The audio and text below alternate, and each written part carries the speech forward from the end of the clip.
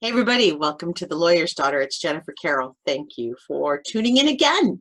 Today I want to talk about something that I wrote about for Medium. It's about the Golden State Killer economy, and I love doing this as a podcast because I can actually talk to you about it with more detail and more of my classic emotion. So that's what I want to talk about. I want to talk about this Golden State Killer economy because it clearly has been something that I've participated in, that I have been, I don't want to say a victim of, but I've definitely been caught up in it, as you know. And I think it's a really important thing that I don't think we've taken the time to think about in a constructive way. And I'd actually love somebody to do more research on this. I think if we went through and looked at all of the serial killers that are out there and what they've done, a lot of them have created sub economies like D'Angelo that are fueling what people do. I'm going to put my phone on do not disturb. Okay, so if we could look at Zodiac, we could look at Bundy. The idea is that these serial killers are not making money off of this, of course. That's not who makes the money. There's a potential that D'Angelo's wife could write a book. That would probably make some bank for sure, because Sharon has a view of the story that nobody else has, and I can absolutely see her writing some sort of book or doing something significant to generate some revenue off of the crimes. I don't know what her role has been. I don't know what she knew and when she knew it. None of us know that. I don't know that she'd ever tell, and in some way she can't implicate herself. So it's interesting, but I suspect we'll see something there. Of course, there's James's book. We'll talk about that in a few minutes. So there are a lot of books out there. There are movies, there's television shows, up the yin yang. There are articles like crazy. And then, but I really wanted to step back and look at the whole big infrastructure of how an economy works around something like a serial killer, which thank God is the exception, not the rule. I mean, I remember, and I've told this story, when I found out that Dad and Charlene were killed by a serial killer. That's what made me sit down and take the deep breath, because I need to go find the statistic, but it's something like 0.01%. It's so tiny. Most of the time, in most cases, you know who the perpetrator is. You've had some sort of dealing with them. It's just not random. Random crime is fairly unusual still, thank God. It is still something that we don't have to worry about a lot. It is the exception, not the rule. Typically, you know your perpetrator, which is sad in and of itself. That means that's people hurting each other who know each other, which it's really sad. We need to talk about that in our society. We need to deal with mental health. We need to accept that sexual assault's happening among family members and among people we date. That's all really sad, troubling things about our society and our culture and what we do. But in this case, let's talk about something big like a serial killer, which is unusual. And sometimes I still kind of go, wow, how am I even in all of this? How did this even happen? Because it's the scope and the depth of this crime and the case itself is sometimes mind-blowing to me. And I'm sitting in the middle of it. Definitely been the last 2 years of my life in a way I never expected.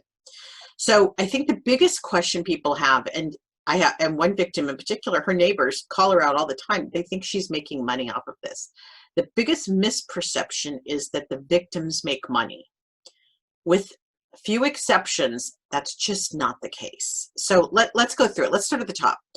Okay, so when we look at this idea of true crime, it's an interesting it has interesting entertainment value, and I think that's because we hope to learn from it, and it teaches us not only how to survive crime, how to be resilient, how to get help as a trauma survivor.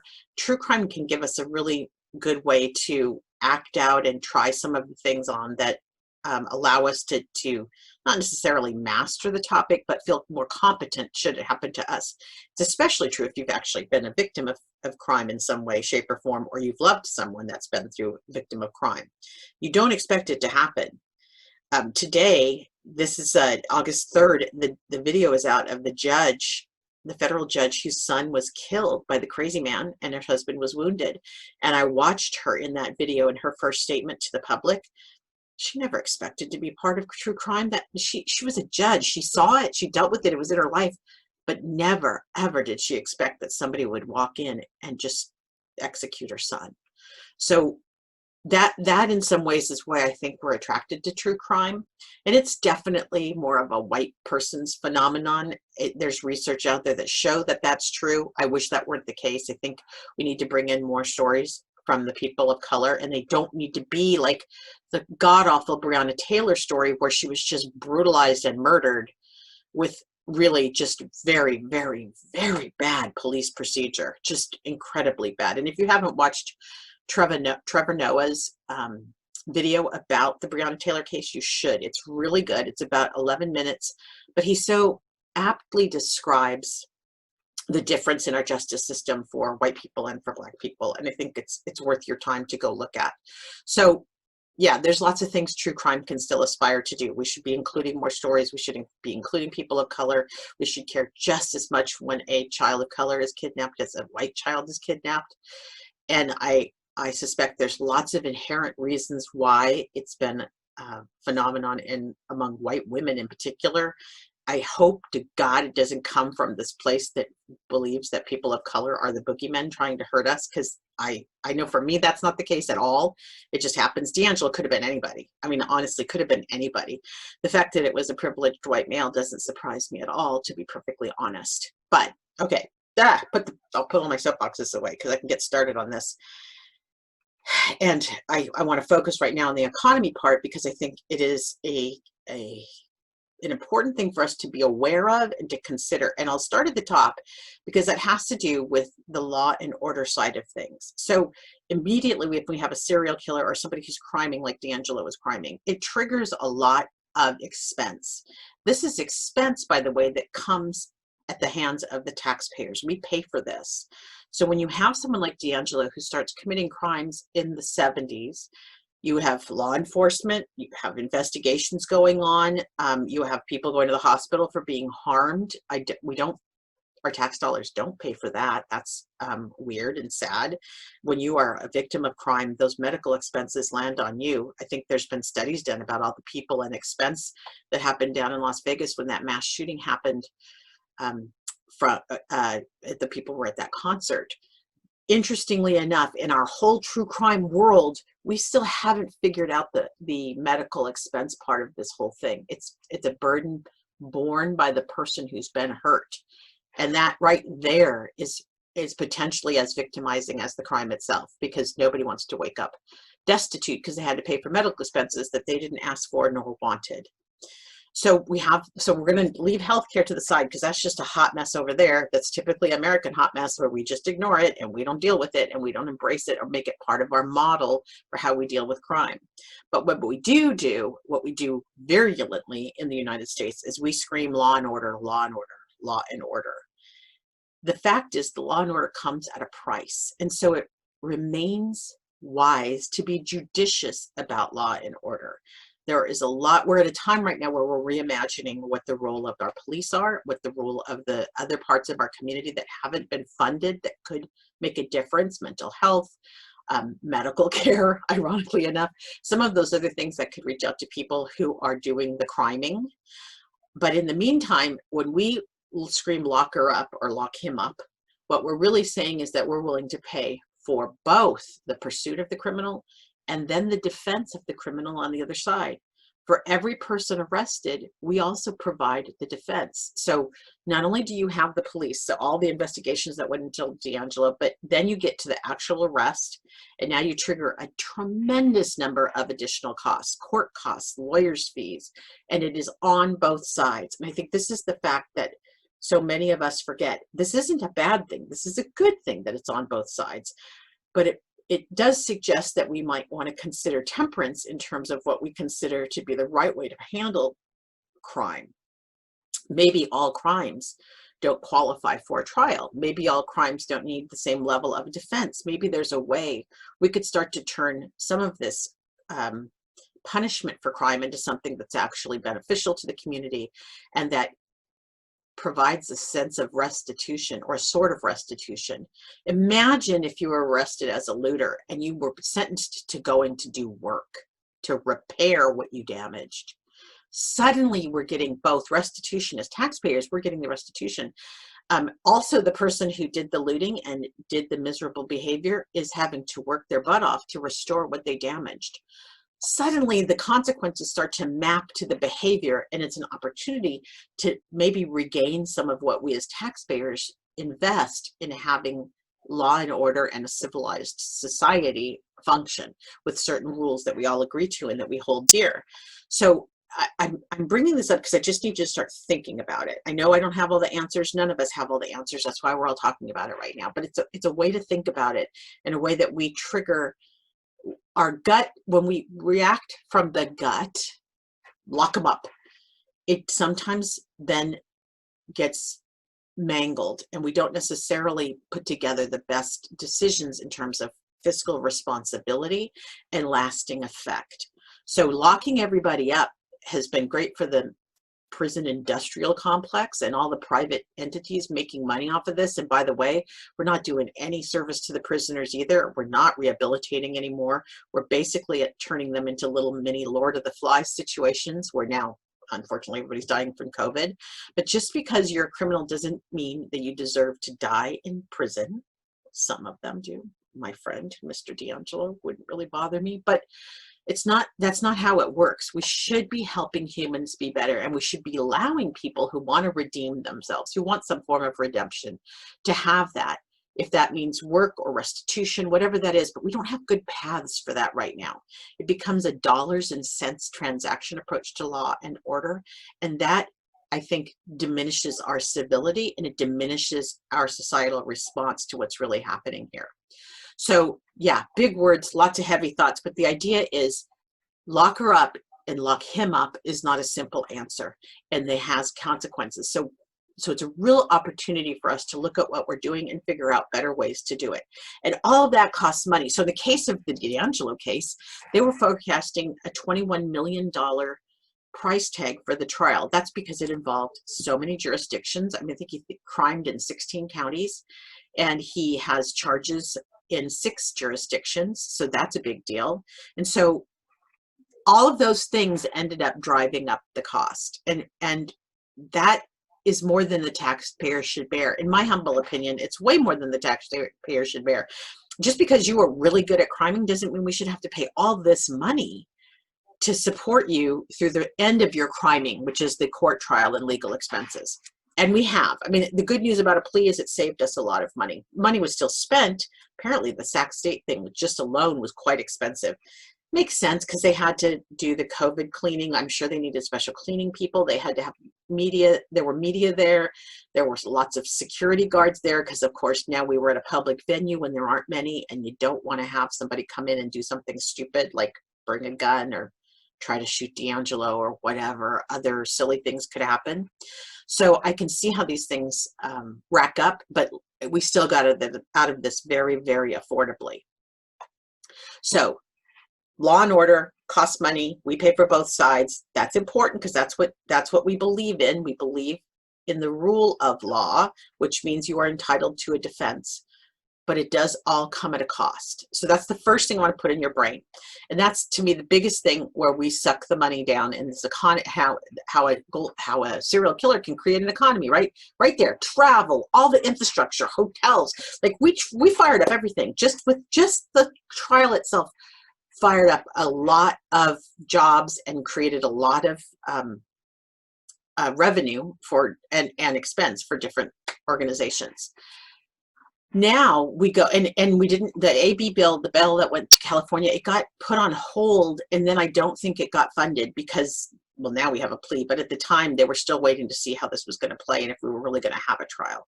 So I think in a lot of ways it's probably good we didn't, even though I will forever have the satisfaction of what a trial would have told us and to hear a lot of the other evidence. But let's see what comes out. So then the next thing that where the money is made, where aside, again, we're going to set healthcare aside because I don't even know how to get my arms around that one and don't know how to even begin to understand the economy of crime around healthcare. But it's got to be huge in America, especially if you add being shot by a gun to the mix. The other thing is that the next area I looked at was the idea of what the media and how a serial killer generates a ton of media. And in this case, I mean the press. I want to talk about the fourth estate. So I'm a firm believer in journalism. I used to do journalism in school and I loved it. I fancy myself a closet journalist because I really care about trying to get to the bottom of things. I care about doing the research to know if what I am saying is true and what I am reading is true. And I do think journalism can uncover secrets. And secrets are what, of course, get us in trouble most of the time when there's a secret. It can be a political secret. It can be a simple secret. But the journalists are good. In this case, there are journalists, even on this specific case, who are able to uncover additional facts about D'Angelo and more information about where he was and what he was doing. That's an important role of journalism. Sometimes they break a story early. It's the first time I've been involved in a story where having the news break early was such a relief to me. And that had to do with the plea. On the June 1st is when we found out about the plea. They asked us to keep quiet about it until the news was out there. For my prosecutor, she said about 2 weeks. She figured it would stay secret for about 2 weeks. I have to say, with all the people involved and all the people that knew, I am shocked it lasted that long, but that's almost exactly how long it lasted. And then I'll never forget that Monday, 2 weeks after the first, that would probably be the 15th, Jen. I got the call from 2 different reporters who absolutely positively had the story. I don't know where they got the story. I don't know who gave it to them, but they had the story. So then I made the personal decision to go ahead and talk and confirm what I knew, again, limited based on what I was told, but I went ahead and confirmed it. And I think the minute that story broke, oof, it was like I could breathe. There was nothing worse than keeping that secret for 2 weeks, because for me, Madam Extrovert, I needed to talk about it. And I needed to be able to see what other people thought. That's some of how I cook my belief system, is that I go and test the ideas and listen to others. That's one of the reasons I love doing the Zoom meetings with you guys, because I like to be able to discuss it and debate it and really pull the threads and see if there's real substance there. So the media has been incredible. And in that case, breaking the story really helped me. Some of them are good and some of them are crappy. And there was nothing worse than when you have a crappy reporter come up to you and say, "Who are you again? And what's your story?" Like, I don't have time for this. I don't expect everybody to know everything, but if you're coming to cover the story, you should, especially as we got into this and it had been a year and a half into this story after the arrest, the reporters could do a tiny bit of research. I didn't expect them to spend hours, but you could do a few clicks and get a little bit of the background before you show up at court. And I understand there's high turnover in the media, but you can tell the good reporters because they stay on the story. And that's a note to all publishers. It really pays off when there's a reporter that sticks to the story. Let them stick to the story, please, because the more they understand it, the best stories have come from the reporters who have lived it, who have really dug in, and who understand the nuance and the subtleties of the story. In Medium, when I wrote the article, I called out 2 that I have actually 3 that I love. One is Paige St. John from the LA Times, Sam Stanton from the Sacramento Bee, and then of course Megan Diskin from the Ventura County Star. And Megan's been great for me because she's my hometown paper, and we've basically become friends, which now I understand is super important for the reporter, because it means we can have a lot of talks off the record, and it helps her understand who I am and my motivations and what I care about, so that when she writes, she does such a good job reporting on me. Same with Paige and Sam, frankly. We've had time to talk and get to know each other a bit, so when they write, it feels like they really do understand what I mean when I say the things I say, versus just taking the verbatim and posting it. So I think it's a good thing that something like the Golden State Killer creates an economy for reporters. It's fine if they make money off it. The irony is the media still doesn't make the kind of money off of it as the entertainment industry does. And that's probably the sad commentary on our society. It is stunning to me that we're at a place where we don't pay for the news like we should. And I try to subscribe to a few online papers that I care about. But man, the minute we distributed it and everybody has to subscribe to everything, it's just almost overwhelming, and it can start to creep up especially if you're unemployed like me. So yeah, it can start to creep up, but it's still something I believe in. So I still will vote with my dollars. I still believe in supporting good publications. So it's just interesting that in America, we feel perfectly comfortable with trading off the news in this god awful trend of saying fake news. And let me be clear, there is information out there that is false, but I would not call it news. News, as it is intended, is factual. If you walk in a room and said, Betty's getting a divorce from her husband, and you heard that at the gym, that's not news, that's gossip. Remember gossip? Gossip's the thing we used to all get in trouble for. Nobody even hears that word anymore. Gossip is the stuff that you spread around that's unsubstantiated. And when I gossip now, I literally say, this is gossip. I don't have proof. I have nothing I can point to verify that this is the truth. But I'll share with you what I've heard. That is gossip. Fake news is gossip. News is news. And it's not fake unless somebody's lying. And again, that's not news, is it? That's a lie. But we seem to be uncomfortable saying lies too. We seem to be uncomfortable naming things as lies. But I try really hard, even in my social media, if I retweet something or share something, I typically will go, I'll say 99 times out of 100, because I have made mistakes, but I will typically go vet the source and make sure it's a good source, and I will vet the truth, the veracity of the statement, because I just don't want to participate in furthering gossip and lies. So we're going to use the real words for them. And because of that, now we've attacked the news, which used to be the thing that uncovered secrets and told us the truth. Incredibly, incredibly essential at a time when our government is not telling the truth. The fourth estate is more important than anything. So all right, so we'll get back to Golden State economy, right? Because that's where I started. But the thing about the economy is that we should be paying for our news, and the news should be making more money, because that's really what matters to us as a society. It's critical for a democracy. It's so important, and the time we've spent tearing it down has really done us a disservice.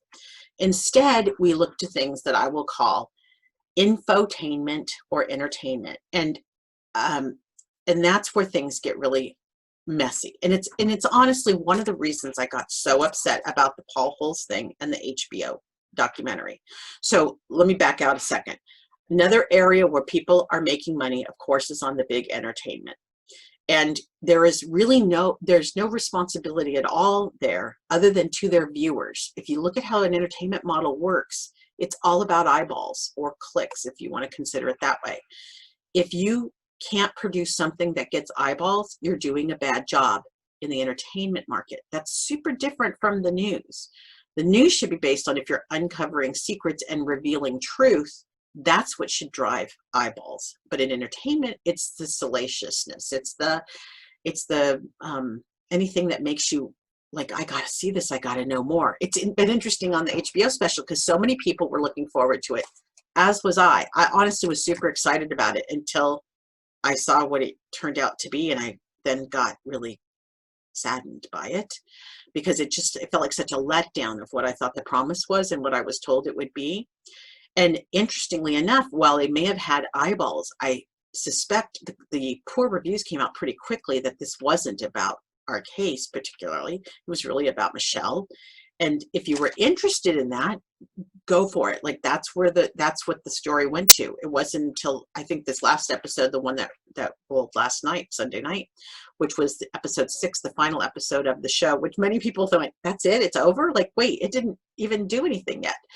But they at least got to see how we've come together. It was kind of cool because you got to see what I talk about, like how we're in Chris's backyard and how we talk to one another and support one another and come together and hold each other up. That episode, and then also it had Bonnie and I think some family members, like you started to understand more of the case itself rather than Michelle's journey. So there you go. That's entertainment. That's how people get paid. And the biggest and most important thing you need to know about entertainment, always need to know this, is they are not under any obligation to tell the truth. So we'll go back to my Paul Holes thing and why I was so upset.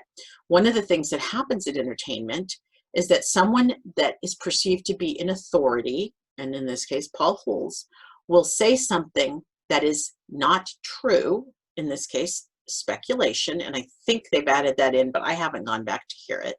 But I will. I'm going to go check it now. I wanted to wait all the episodes came out. I'm going to go back and take a look.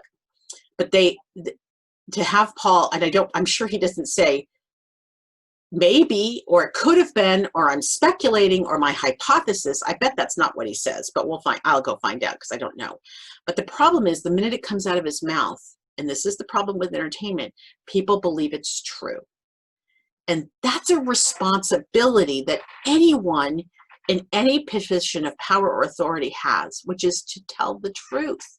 Because the minute you have that kind of authority, you have the responsibility to use that authority to be truthful and to do good.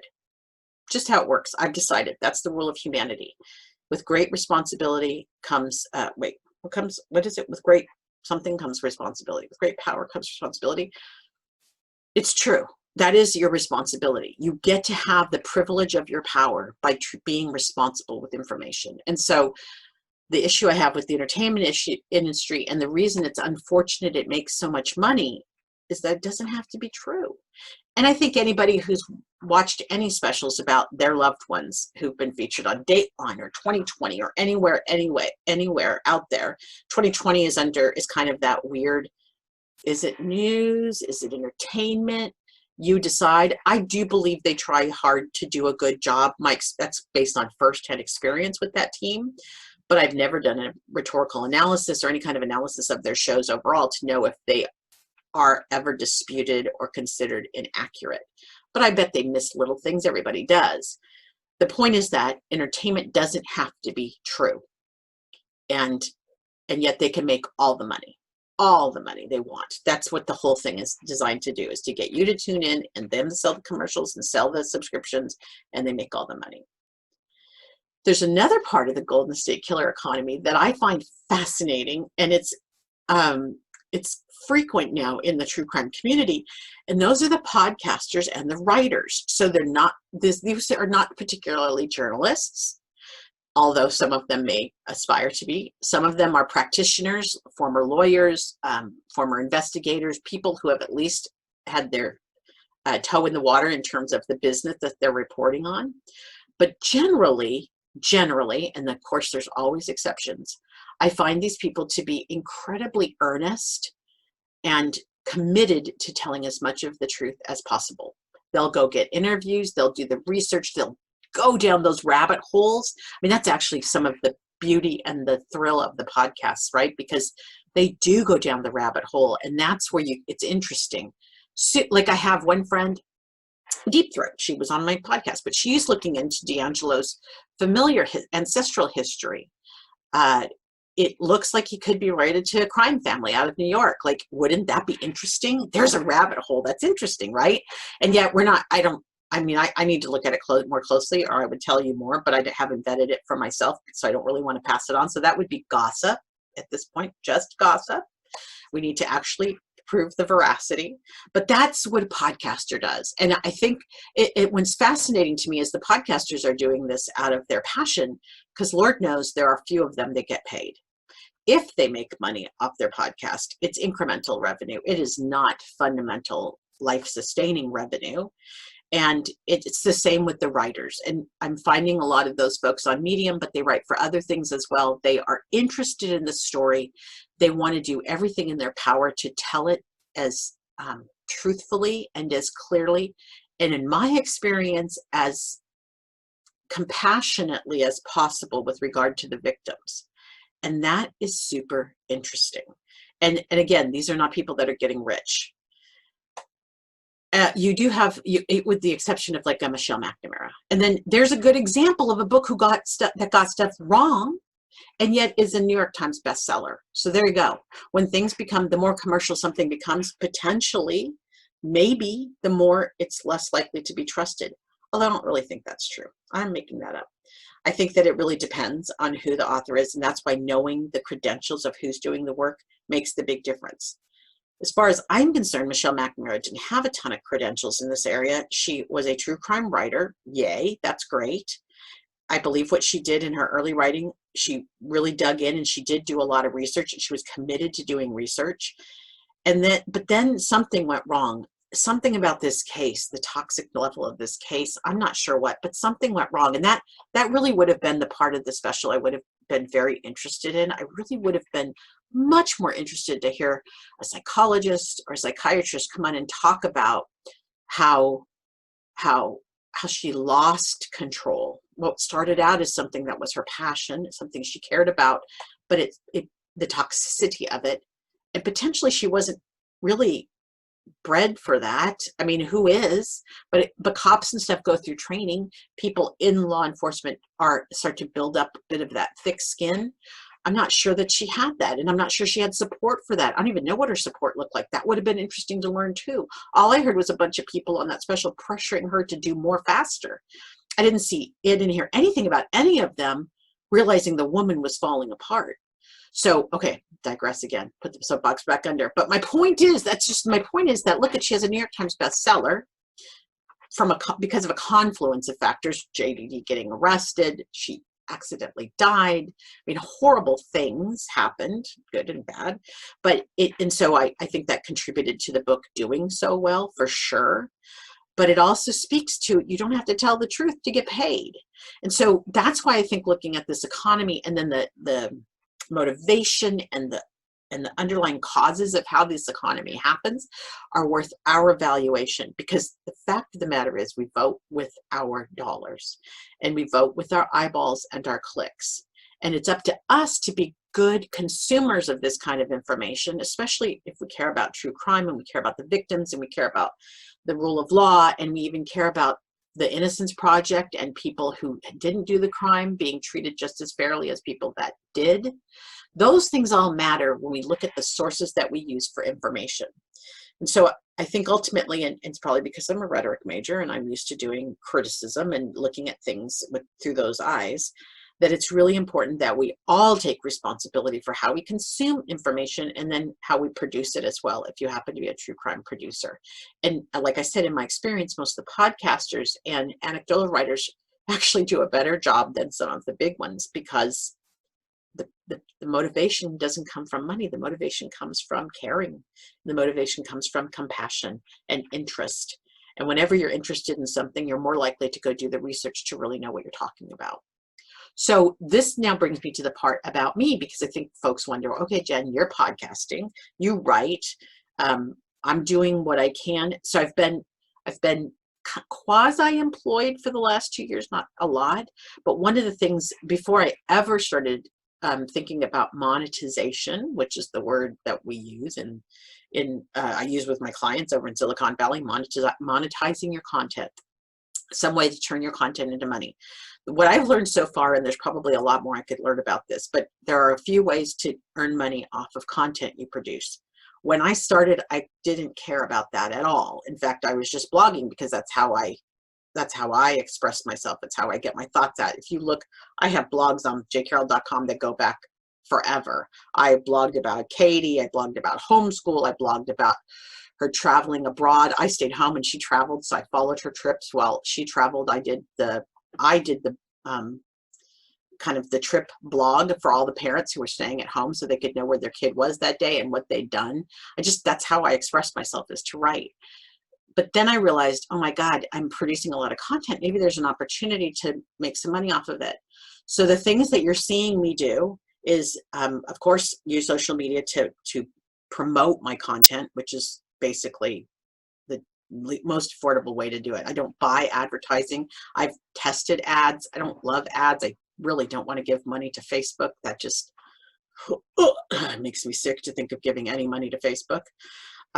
I haven't tried Twitter ads for myself. I've done them for clients. Twitter ads aren't bad, but it's not really what I want. I don't really need more followers. I prefer to get followers that care about what I'm talking about. I don't really want to go buy more followers, but I use social media to promote my content. And every time you guys retweet or like me, I appreciate it so much, because you're just helping me spread the word, right? That's how the virality of social media works. I then do the podcast with Podbean, supposedly after a certain amount of followers and listeners, they'll begin to insert ads. I can control where the ads go. I've made a conscious decision to not use the ad that's the most premium place, which is in the middle of my podcast, because I'm talking about murder and feelings and things, and I don't want to have you sit through an ad right in the middle of that conversation. So I've said it's okay to put them at the beginning. Today, I'm going to try testing one at the end. That's my own ad, just to see how it looks, but it's at the end, so I don't care. It's like when you're getting off your tuchus to go turn off the phone or whatever that is. You're getting ready to stop listening. You can listen to the ad or not. I don't care. But ads theoretically could be a form of revenue. I have not triggered that yet. I do not have enough listeners to have triggered that. I also started posting, because of my daughter, I've started porting these podcasts over to YouTube. YouTube's interesting because after you have 400 subscribers, no, 1,000 subscribers, 400. Oh my God, how do I not know this right now? I think it's 400 subscribers and 1,000 hours of viewing. You trip into monetization. Again, I don't know what that's going to look like or how that works. I've never done it before. Katie did all this work for me to explain what I want to achieve, and taught me how to do the covers for my videos and everything else.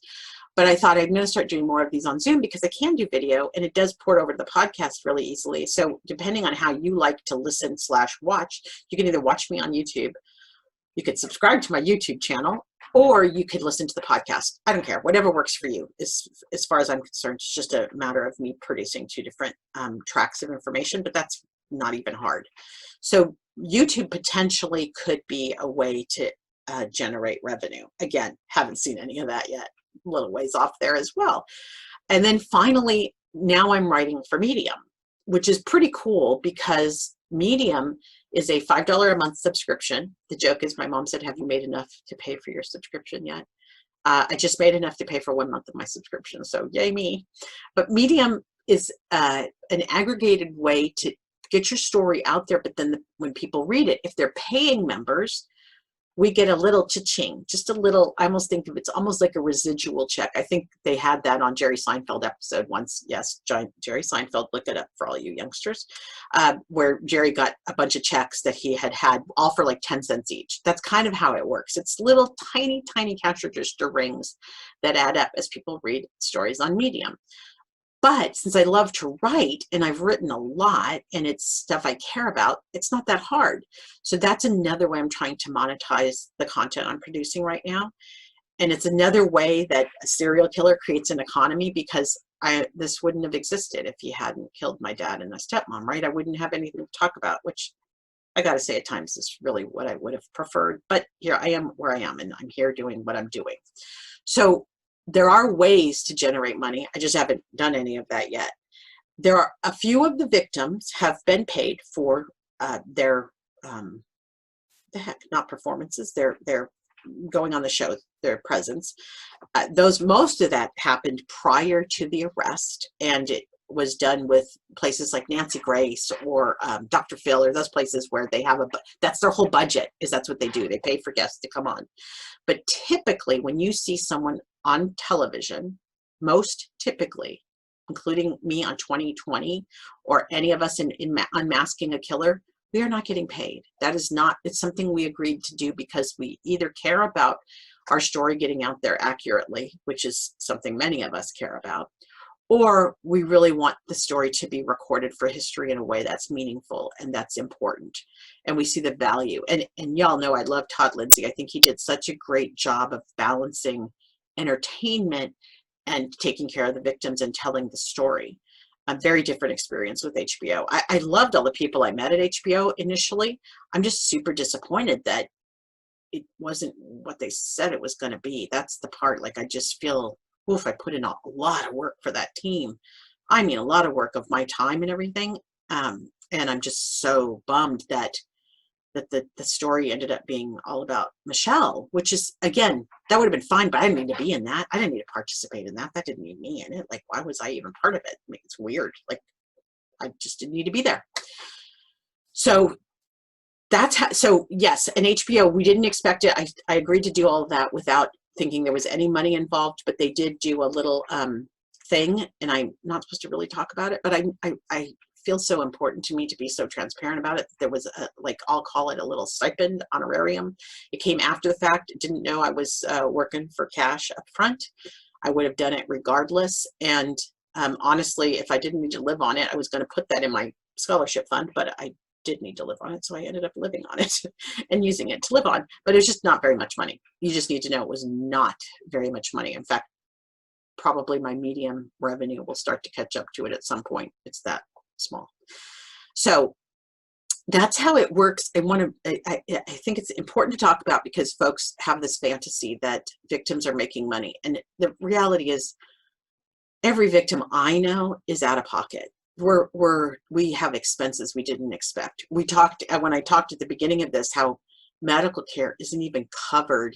There are victim compensation funds, but they don't begin to cover what the expenses are. Now, we have a unique case because it's 40 years old and I couldn't begin to produce receipts. But even if you think of the shootings and people being harmed all the time by law enforcement or not, the people getting shot in Portland by rubber bullets, I don't believe that there's any sort of way for them to get compensated for those medical expenses.